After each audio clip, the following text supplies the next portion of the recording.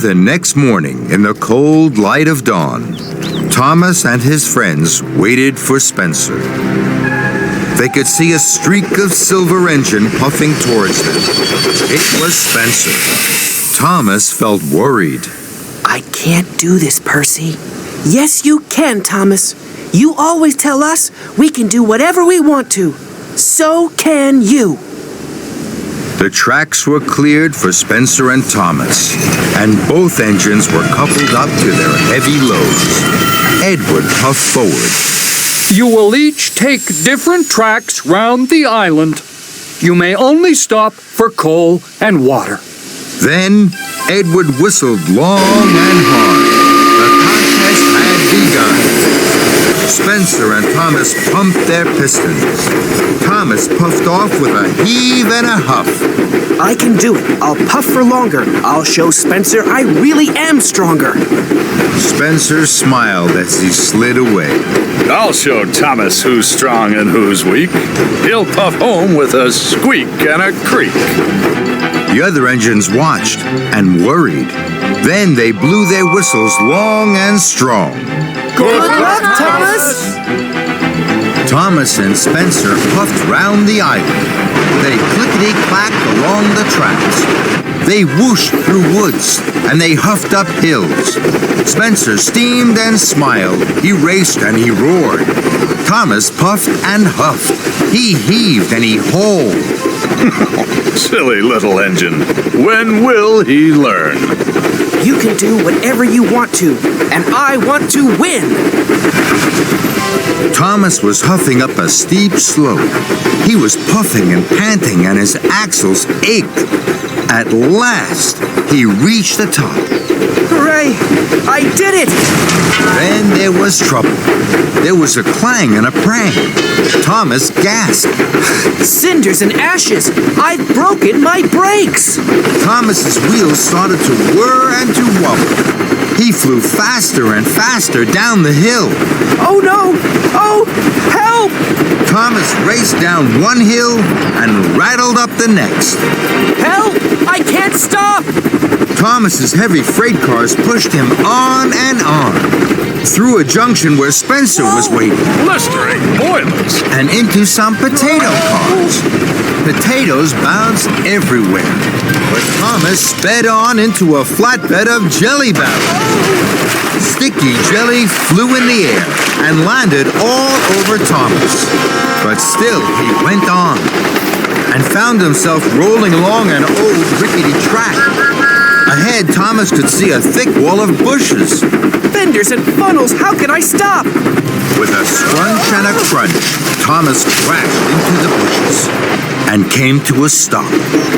Flaming fireboxes! That was scary. Thomas looked around. After the racing and rattling, it was very quiet. Spencer will be back at the shunting yards now. He'll be puffing with pride because he won the contest. And my best friend Percy will be wondering where I am. I don't know where I am. Everything was very quiet. Thomas didn't know what to do. Then he heard a voice. Hello? Thomas looked around. There was no one there. He waited, hardly daring to puff. Hello? Thomas looked around again. He couldn't see anyone. The voice seems to be coming from the bushes. Very slowly, Thomas chuffed forward into the bushes. The branches crackled and crunched. Then Thomas gasped. His eyes popped wide with wonder. There, on the other side of the bushes, was a very old engine. It was broken and rusty. Thomas felt scared. He didn't dare speak. Then, the old engine smiled at him.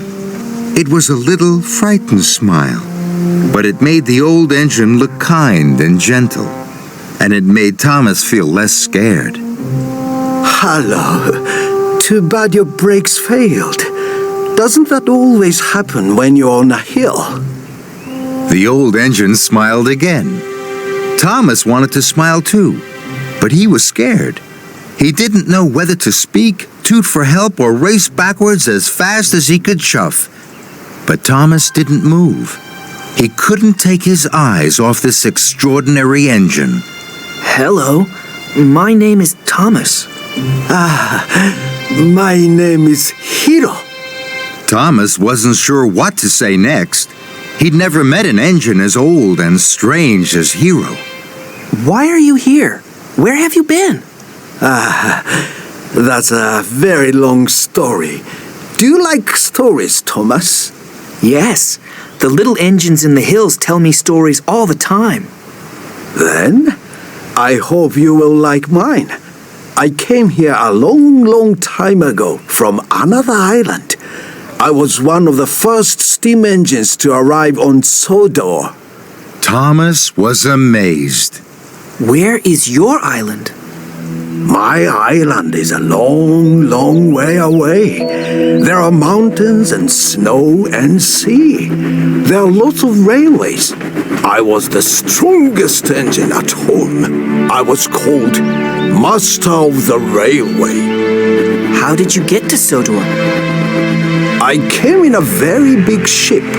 The journey lasted many days and we sailed many seas. When I arrived at the docks, it didn't look at all like home.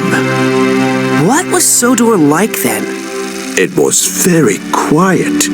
I was the only engine on Sodor. They called me Master of the Railway here too. I was very happy. What happened? I started to break down. The mechanics didn't have parts for me, so I was put in a siding. I had to wait for parts for my island. I waited and waited. And now, I'm sure the parts will never come. Thomas's eyes were wide with wonder. Do you miss your home? Yes, I do. I miss being Master of the Railway. Thomas looked at his sad new friend. He felt sorry for Hiro. I know. I'll go and get Sir Topham Hatt. Sir Topham Hatt runs our railway now. He will know how to help you. No, please don't do that. You must not tell Sir Topham Hatt. Thomas was surprised. Why? I'm an old engine that cannot be repaired. I know what happens to old engines that cannot be really useful. They are scrapped and sent to the smelter's yard. That's not fair. That's not right. That can't happen to you. But Thomas could see that his new friend, who was once master of the railway, was now old, alone and scared. So Thomas made a decision. I will look after you, Hiro. I won't tell Sir Topham Hatt until you are fixed. You are safe with me. I'm sure I can find the parts to fix you. I promise I will make you a really useful engine once more. I will make you master of the railway again. Hiro smiled the biggest smile he had smiled in a long time. Thank you, Thomas. Thank you for looking after me. Thomas puffed with pride.